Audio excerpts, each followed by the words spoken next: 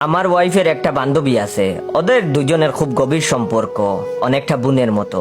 কিন্তু সমস্যা হলো, আমার যখন বিয়ে ঠিক হলো তখন সে আমার ওয়াইফকে অনেক বুঝাইছে এখনই যেন বিয়ে না করে, আগে জব করবে এরপরে যেন বিয়ে করে। আমাদের এঙ্গেজমেন্টেও সে আসেনি।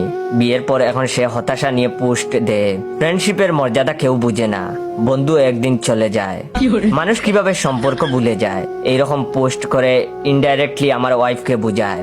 আমার ওয়াইফ এসব দেখে খুব কষ্ট পায়, ওর মন সারাক্ষণ খারাপ থাকে। এমন না যে ওর সাথে আমার ওয়াইফ কথা বলে না, দিনে 1 থেকে 1.5 ঘন্টা করে কথা বলে। আমাদের ঘুরতে যাওয়ার ছবি দেখে সে কষ্ট পায়। আমার জন্য আমার ওয়াইফ স্পেশাল রেসিপি বানালে সে কষ্ট পায়। আমার সাথে আমার ওয়াইফকে দেখলে কেমন যেন হয়ে যায়।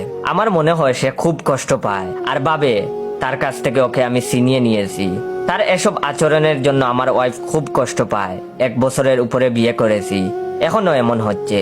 এখন হাজবেন্ড হিসেবে কি করব? ওর মন খারাপ থাকে ওর বান্ধবীর ওইসব পোস্ট দেখে, আর মন ভালো করার জন্য আমি থাকি দৌড়ের উপর।